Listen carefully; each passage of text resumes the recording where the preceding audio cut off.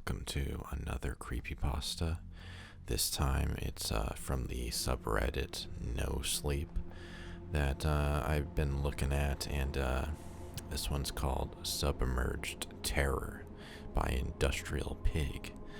I haven't read it yet, but I skimmed over it. It seemed very interesting to me, and here we go. I have to admit, after about 4 months of spending 80% of the week in my apartment, I was starting to lose it. I weighed my options, Googled safe destinations near me, and took 2 weeks, and 2 weeks ago, I set off on my first road trip since lockdown began. I have never been incredibly social, so I had no issue taking this trip alone. I had decided on renting a cabin in the mountains 4 hours away from my place. I love nature, but I am too much of a city boy to fully camp on my own. While I was enjoying my drive, I constantly glanced at my map app, because I had never ventured even close to the area I was now driving through. Honestly, I had never seen such dense forests in person in my entire life. I had a growing anxiety deep within just imagining getting lost in it. By hour 3, I started regretting not going to the bathroom before I left. As an adult male, one would assume that I could handle my bladder, but drinking 2 cans of sparkling water before I left really worked against me. So, intently watched for any signs indicating a rest stop. I was just about ready to pull over and go on the side of the empty road, but just as I hit the forest edge, I could see a sign. Garishly hand-painted. The Submerged Terror was written above a crude depiction of a Loch Ness-type creature attacking a boat. 2 miles was written just below that. I quickly decided that I would head to this place and see if they had a restroom I could use. Also, I'm a bit of a sucker for kittish roadside attractions. I was a bit disappointed when I came upon the building. It was a small structure directly attached to a mountainside with a semi-lit Submerged Terror neon sign hanging off the front. I pulled into the 10-car parking lot, checked to make sure I looked alright, and quickly shuffled into the building. As soon as I opened the door, I was met with a stereotypical Noctical-themed foyer with a person behind a desk with blackboard hanging behind them. On the blackboard was simply written in chalk, $8 for adults, $5 for children. I was a bit confused as I approached the person behind the counter. It was clearly a man, but they wore a light blue long cloak tied so their whole body was covered, colored headpiece that only showed their eyes. I tried not to stare, assuming it was some type of religious garb. In a strangely gargled, raspy voice, the man asked, "Are you prepared to witness horrors beyond your comprehension, sir?" I widened my eyes and said, "Sure, if it means I can use a restroom." In the same voice, but quicker, the man responded with, "Yes, sir, our bathroom is for paying customers only." I handed over $8, was given a ticket, and was pointed to an alcove where I passed a door labeled Sirens and opened one that read Sailors. The bathroom was completely normal except for a classic Fiji mermaid hanging above the urinals. Once I had relieved myself, I went back out into the lobby where the man behind the counter was again pointing, this time to a door with a wooden sign saying, "To the Horrid Lake," pinned above it. I had initially considered just paying for the ticket, using the bathroom, and getting back on the road, but now I was curious as to what type of creature statue they had put into the water, so I walked over and opened the door. Walking down the steps, which had been carved into the mountain stone, was nerve-wracking because every damn one was slippery as hell, so I was white-knuckling the metal handrail the entire time. After about 50 steps or so, I finally reached the bottom, which led to a dock, which in turn sat in what I could only describe as a very deep cave lake. At the edge of the 20-foot dock sat a medium-sized fishing boat, On the boat stood a completely pale, bald, and rather famished-looking man in a bright blue turtleneck, which had a collar that went up to the man's bottom lip. I raised my ticket into the air, and the man helped me onto the boat. The first thing I asked when I got on was, "How the hell did you get into here?" The man then gripped the nape of my neck, turned my head to the right, and pointed at a hole in the cave wall that was just large enough to fit the boat, and led out into an open body of water. I nodded and was prepared to tell him I was ready to begin the tour, until I did a double take at the man's fingers. Each one of them had to be about 40% longer than his palm. Again, I didn't want to offend yet another odd worker here, so I just looked away and choked out. "I'm ready to see you, your monster." The man nodded his cue ball-like head, walked to the controls, and started to the boat. Then he began talking in a voice similar to the man from before. "Go on over to one of the looking glasses near the side. And once we get to the center of the lake, they will be right below us." I walked towards one of the tubes near the side of the boat and looked into it. As the captain said, it was a looking glass which allowed you to see directly below the boat. As the boat pulled away from the dock, I asked, "They?" "The keeper and the bed walker herself," he replied with a chuckle.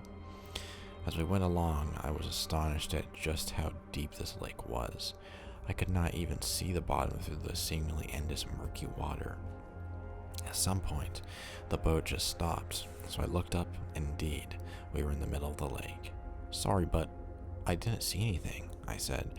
The man, without looking back, said, "I know," and then pressed a light blue button next to the throttle. What followed was what I could only describe as a booming, inhuman moan emerged from somewhere on the boat. I then looked back into the tube and was completely frozen in fear. In the water, rocketing towards us, was a semi-humanoid, scaly creature. Its head was elongated, like a scale-covered extra-large salami stick. Its gigantic red eyes bulged off the side of its head, and connected to the creature's hands and feet were large fins. Again, frozen in fear, I yelled out, "Sir, is that her?" When the man responded, my body was finally mobile again, so as I heard him, I watched as he buckled himself twice over into the chair in front of the controls. "No, lad, that's the keeper. He will bring you to her." I started running towards the front when I saw the creature emerge from the water. As if he had been shot out of a cannon, the creature was about 8 feet in the air as I came to the captain's chair. The captain yelled out in pain as I ripped at his eyes with one hand, and I tried to gain control of the boat with the other. I finally got us moving again when I felt the whole boat rock as the creature landed on the stern. The thing had to be about 7 feet and smelled like a rotting fish. I was still attempting to take over the boat when it reached me. I felt searing pain as it shot its arms out, dug its hook-like fingers into my right leg, attempting to pull me towards it. But, gripping the wheel, I heaved my other leg up and kicked back at the creature as hard as I could. I was able to get it off my leg and staggered back, so I took my chance. I pushed the speed throttle upwards as fast as I could, which jerked the boat hard enough to force the creature back into the water. I had a chance to escape, but I had to act fast. Pushing the captain's hands away, I slowed the boat down a bit. Then I took a step back, quickly wrapped my arm around the captain's neck, and with adrenaline flooding my body, I squeezed as hard as I could, screaming until I felt a soft pop inside the captain's neck. I was then able to gain full control of the boat with only seconds to spare before we hit the cave's far wall. I whipped the entire vessel around and hurled us towards the dock. Now I couldn't see, but I knew that the scaled monstrosity was still chasing the boat. But I became aware of a much worse danger as I began to slow the boat so I wouldn't crash into the dock. An ear-splitting screech erupted from the depths. Then everything below the water surface shifted. The real monster was now aware of what was going on. I felt like I was going to be swallowed up any second. That gigantic maw would open beneath me and take me into oblivion. Honestly, I don't remember docking, but I do remember beginning my trek up the stone steps. I was terrified that the skilled creature was going to follow me up, so I tried to be as quick as I could, but the still gushing wound on my ankle was slowing me down. I can't describe the fear I felt climbing those stairs. I knew I was moving too slow, but I couldn't do anything about it. It was physically impossible due to my injury. It was like I was just waiting for the inevitable. But when I noticed I was crossing the halfway mark, I was filled with joy. For whatever reason, I wasn't being followed.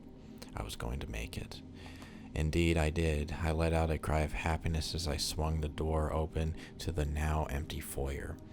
But I honestly didn't give a single shit where the other freak was. I limped as fast as I could out of that building into the car and called 911. 2 hours later, I was laying in a hospital bed being told that the police had looked inside both the building and the lake area. Not only was there no worker in either place, there was no boat next to the dock either. Hell, according to them, it seemed like the place had been abandoned for weeks. Instead of arguing with the cops, I accepted the report and just decided to move on. Now, I'm recovering from my injury at home. Due to some initial complications, I nearly lost everything below my right knee. So honestly, I'm content staying home now. Nor do I have any intention of digging any deeper into what happened to me. In fact, for quite some time, I don't want to see a single body of water larger than a pool. Well, that was a pretty well-written story, honestly, besides some of my stuttering.